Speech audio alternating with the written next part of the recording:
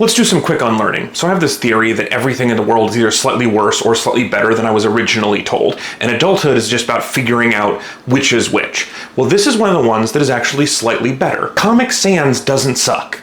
People just use it wrong. It's 1994 and Microsoft is working on something called Microsoft Bob, which is supposed to make computers more accessible to children and people who have never used them before. It's a noble pursuit. Now, it turns out they're accidentally making one of the worst tech products that's ever happened, but they didn't know that at the time. So they have these cute characters like Rover the dog that walks around on your screen and tries to help you with stuff. If you liked Clippy, this is Clippy's grandfather. And if you hate Clippy, get off my internet. Clippy was perfect. So Rover's got these little speech bubbles, and originally they just put in normal fonts like Times New Roman that come with Microsoft. But you can't have a dog talking in Times New Roman. He's not a cop, okay? So this designer named Vincent decided to create a font that would be more accessible. So he draws something based on the beautiful hand lettering of the comic books he loved, Comic Sans. And just like the people who invented motion pictures are not to blame for James Cameron's never-ending string of 4-hour-long Avatar sequels that no one asked for, it's not Vincent's fault that people took his accessible children's font for talking dogs and used it in places it doesn't belong, like defibrillators and World War II memorials. And it gets better, because what Vincent didn't know is he accidentally designed a font that was easier for people with dyslexia to read. It's a good font with good uses. It's not like, say,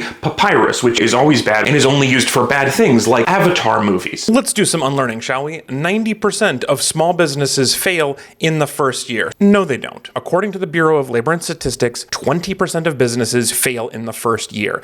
Is that good? I don't know. What are you going to do with the information? If I told you you had an 80% chance of succeeding if you start a business, that sounds really good, but what if you are bad at business? To make this useful, it would have to have a lot more information. It would have to be adjusted by experience level of person starting and different business sectors, and also like, does the person have rich parents or not? You need a lot more data if you want to compare Apple stock to Apple stock. But maybe you've heard 90% of restaurants fail in the first year. That one's more plausible to me because restaurants are a terrible business idea. It's a highly skilled manufacturing job where the product has a shelf life of 10 minutes. So I'd believe that 90% of them went out of business, but it turns out super no. This study found that only 17% of new restaurants fail in the first year, which is actually lower than the all business number. I think the reason a lot of people believe this is confirmation bias. You see restaurants, you keep track of when they open and close, but like, can you tell me how many industrial design firms opened and closed in your neighborhood in the last year? We're only really watching the one that gives us num-nums. I don't think the takeaway here is that all statistics are dumb or that you can lie with statistics, even though you can. The better takeaway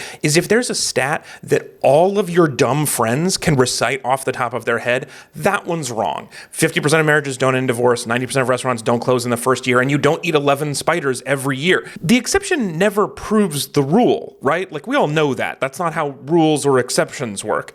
This is one of my favorite human tendencies, is we tend to switch sayings around to make them easier on us. The phrase, the exception proves the rule, comes from like a specific legal meaning, which is that if there is an exception, there must have been a rule. So like if you put up a sign that says no parking on Mondays, that implies you can park the other days. The exception proves that a rule exists. But people decided that arguing is just too exhausting. So what if we use that saying to mean, if I'm wrong, it somehow makes me more right? The way people say it's just a few bad apples now is like, we think, oh, well, you can't fix apples. Apples are gonna apple. But that's not what the saying means. Like, originally it meant a few bad apples spoil the bunch. Even one bad apple spoils all the other apples, because when apples rot, they emit a chemical that causes other apples to rot at a faster rate. It's a super useful metaphor. But instead we decided as a society, we don't want to defund the apples or even ask the apples to stop shooting at us. It's just too much work. It's much easier to forget how apples work. I think eventually all sayings are going to get flipped. So when I want to sleep in, I'm going to start saying, yeah, the early bird has to eat the worm. And when I'm proud of myself, I'm going to say, wow, I've worked really hard. I hope I get to taste some of my own medicine. And you can't get mad at me because I'm just one bad apple that proves the rule. A lot of labels that are supposed to tell you the quality of a product seem intentionally misleading.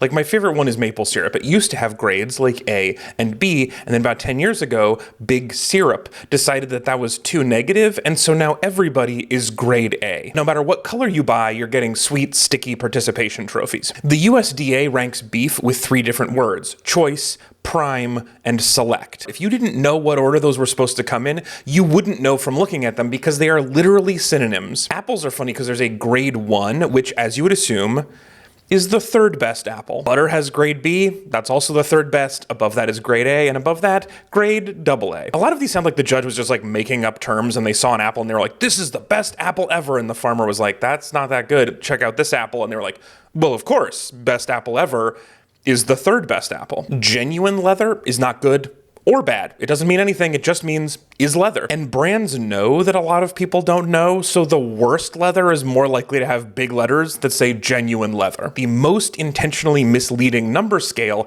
has to be the plastic number. 1, 2, and 5 are usually recyclable, and the rest super aren't. So the plastics industry decided to take the 4 numbers that mean absolutely not recyclable and put them inside the recyclable symbol. So remember, numbers 1, 2, and 5 are grade AA super prime best ever plastic, whereas the other numbers are just genuine plastic. It's time for some quick unlearning, and this one might hurt a bit.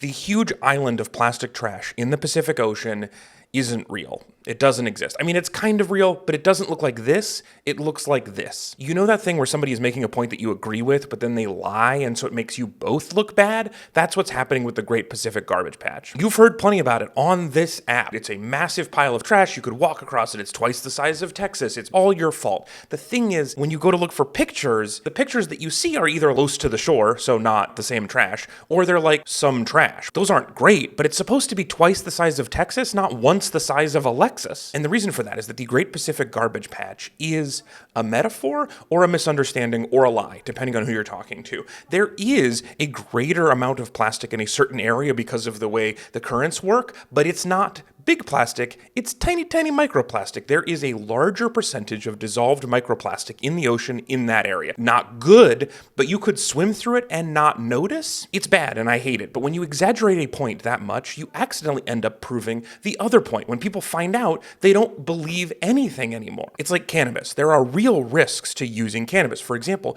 you might tell a story that seemed really funny at the time but is boring for the rest of us. But when you show reefer madness and it's like, this is going to make people do murders, then you lose those people. Even if you had good points to make, that gets lost because of the lie.